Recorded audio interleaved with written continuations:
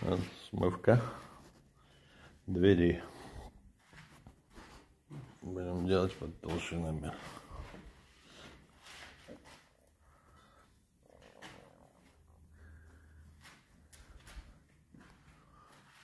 Всем добра.